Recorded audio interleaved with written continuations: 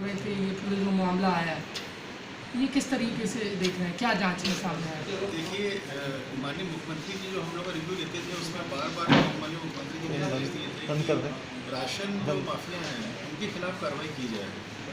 ये सूचना डेफिनेटली साहब तक भी पहुँच रही होगी और हम लोगों ने सभी जगह एसडीएम को बोल रखा था, इसमें महू एसडीएम को भी बोला हुआ था और इसमें महू एसडीएम ने अच्छी कार्रवाई करते हुए 17 अगस्त को एक गोदाम में छापा मारा जो मोहन अग्रवाल नाम के आदमी का था, जो नागरिक आपूर्ति निगम का ट्रांसपोर्टर है। कई सालों से अलग अलग नामों से लगभग 15-20 सालों से ट्रांसपोर्टर का काम करता रहा है।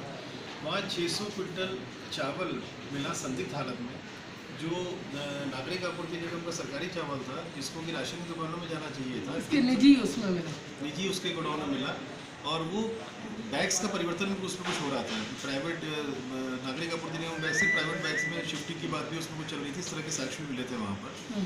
जो उसकी डिटेल जांच की तो ये पाया गया कि मोहन अग्रवाल, उसका पुत्र मोहित अग्रवाल, उसकी एक हर्षिल एजेंसी भी है, उसकी फॉर्म भी है उसकी, और उसका एक दूसरा पुत्र तरुण और 2 आयुष अग्रवाल और लोकेश अग्रवाल, ये 2 अन्य ट्रेडर्स और कुछ राशन दुकान वाले, पूरे नेक्सस टाइप और कार्टेल टाइप का बना हुआ था इनका। ये लोग जो नागरिक आपूर्ति निगम के माध्यम से राशन की दुकानों में विभिन्न राशन की सामग्रियाँ सप्लाई की जाती हैं, तो अलग अलग माध्यमों से कुछ केसेस में ये भी संभावना है कि बिना राशन की दुकानों में जाए बाहरी बाला ट्रांसपोर्टर अपने गोडाउन में उतार देता था, मान लो पावती राशन की दुकानों से ले लेता था। दूसरा माध्यम यह था कि ख़राब क्वालिटी का माल कहीं से खरीद के लाके अच्छी क्वालिटी का जो नागरिक आपूर्ति निगम का माल इसे रिप्लेस कर लेता था और ख़राब क्वालिटी का माल गरीबों को जाता था। और तीसरा, गरीबों को कम सामान मिलता था राशन की दुकानों से, अंगूठा लगा लिया जाता था, उसमें जो माल बचता था वो राशन की दुकान संचालक इसको दे देते थे। दोनों की मिली भगत थी डेफिनेटली 100% बिना राशन की दुकानों की मिली भगत के मोहन अग्रवाल ये फर्जीवाड़ा या इस तरह का माफिया काम नहीं कर सकता था। ये इसमें एक आयुष अग्रवाल नाम का जो व्यापारी है वो फर्जी बिल बनाने का प्रोवाइड करने का काम मुख्यतः किया करता था, उसको भी इसमें आरोपी बनाया गया है। जो इसमें अभी इन्होंने जितना भी राशन, सरकारी राशन को निकाल करके प्राइवेट मार्केट में भेजा, उसके लिए इनको बिल की आवश्यकता होती है ताकि इस माल को प्राइवेट शो कर सके। वो बिल फर्जी बिल बनाने का काम आयुष अग्रवाल करता था। जो एक बिल नीमच में मिला है एसडीएम को जांच में, एक बिल मिला है मंडला का, और वो जो संस्थाएं जिनके बिल हैं उनके खिलाफ भी एफआईआर रजिस्टर्ड है वहाँ पर। फर्जी बिल कितने की मिले लोग? फर्जी बिल एग्जैक्ट अमाउंट, वो जो बिल है जो मंडला नीमच एग्जैक्ट अमाउंट मुझे नहीं मालूम है अभी, फिर भी तकरीबन ऐसा अंदाजा लगाए सर, टोटल अगर अंदाजा लगाएं जो ब्रॉडली अनुमानित लगा रहे हैं एसडीएम हमारे और रेवन्यू की टीम, 45 से 50 करोड़ की माल की हेराफेरी हुई है पूरी। इसमें बिल्स अलग अलग अमाउंट के होंगे, कि बहुत सारे बिल्स इसमें यूज़ किए होंगे। जो भी जांच में छापे में इनको जो बिल्स उपलब्ध हुए हैं उसमें मैं बता रहा हूँ कि मोडस ऑपरेंडी क्या थे इनकी। इसमें आरोपी कितने लोगों को बनाया गया सर? इसमें आयुष अग्रवाल, लोकेश अग्रवाल और मोहन अग्रवाल तो मुख्य है ही, उसके पुत्र दोनों मोहित अग्रवाल और तरुण, और 4 राशन की दुकान वाले हैं और आगे अन्य हैं इसमें जो आगे ऐड होंगे। नागरिक आपूर्ति निगम जिस पर जिम्मा होता है ये राशन के रखरखाव का, क्या लगता है उसकी भी मिली भगत? नागरिक आपूर्ति निगम के जो जिला स्तर का एक नीचे कर्मचारी था, बाबू के लेवल का बोल सकते हैं, गोयल करके था, अकाउंटेंट है बाबू था वो, उसकी लिप्तता इसमें डायरेक्ट पाई गई है। एफआईआर में उसको नामजद आरोपी बनाया गया है। वो डायरेक्टली मिला हुआ था इस राशन माफिया मोहन अग्रवाल और उसकी टीम के साथ में। इसमें जो जिला स्तर के इनके डीएम रहते हैं, डिस्ट्रिक्ट मैनेजर, उनको भी संदेह के घेरे में लिया गया है।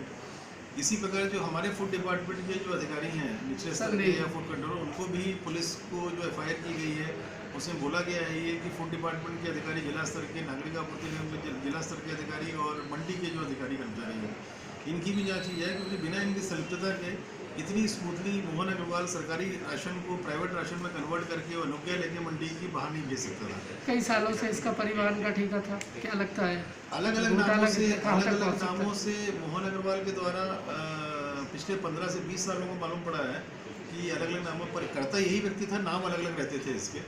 क्योंकि पहले राशन पीओएस मशीन पर नहीं दिया जाता था, तो अगर पुराना पूरी जांच की जाए तो डेफिनेटली 45-50 करोड़ से कहीं ज़्यादा ये जाएगा मामला ये।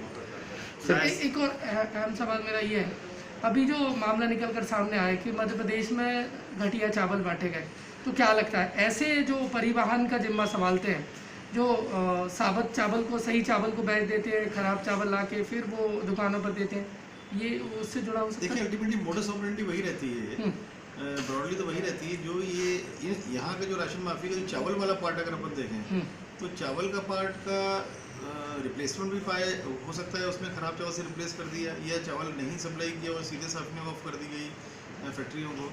तो यही चावल हो सकता है पहुंचता होगा एग्जैक्टली। हम लोग ये नहीं बोल सकते आज की स्थिति में कि जो अभी मामला मध्य प्रदेश में हुआ है आपने चावल बताया का। ना मार्केट से ये खराब चावल फिर सप्लाई कर देते, ये चावल बेच देते थे कहीं। हाँ, पुराना खराब क्वालिटी का राशन ला करके नागरिक आपूर्ति निगम की अच्छी क्वालिटी से रिप्लेस करके और खराब क्वालिटी को राशन की दुकानों में भेज करके बंटवा देते थे। बोरियों में बदल देते थे। अच्छी क्वालिटी का जो राशन रहता था इसको मार्केट में भेज देते थे। सर एक बात बताइए, घोटाला कहाँ तक पहुँचेगा और कितने लोगों पे FIR होगी? अभी प्राइमा फेसिया जो हमारी रेवेन्यू अथॉरिटीज़ ने जो आकलन किया है वो 45 से 50 करोड़ किया है। ऑफ कोर्स उसको FIR मेंशन हम लोगों ने नहीं किया है, और पर हाँ ज़्यादा पीछे जा करके देखेंगे तो कहीं ज़्यादा अमाउंट पे जाएगा। एग्जैक्ट अमाउंट नहीं बोल सकते हैं, पर कहीं ज़्यादा बड़े अमाउंट पे जाएगा। सर इतना बड़ा घोटाला सर निरस्त कर देंगे जिस लाइसेंस पे काम कर रहे थे। डेफिनेटली स्थगित कर दिए गए होंगे, नहीं होंगे तो FIR हो गई है, स्थगित हो जाएंगे। सर इतना बड़ा सर, घोटाला इनके- हुआ है तो क्या उनकी संपत्ति पे भी किसी प्रकार की जांच बिठाएगा प्रशासन? इसमें जो भी अब जो जानकारी आएंगी हम लोगों के पास में, उसमें कहीं अगर ऐसा लगेगा कि इस इलिसिट मनी का उपयोग किसी अवैध निर्माण में हुआ है तो तोड़ा जाएगा उसको। सर एक आखिरी चीज, सर इतने वर्षों से इनका कारोबार चल रहा था, क्या उस वक्त प्रशासन शासन प्रशासन बैठे हुए थे उसके बावजूद क्या उन्होंने ध्यान नहीं दिया और अब इस तरह हो की बड़ी सकता है कार्रवाई? कि पहले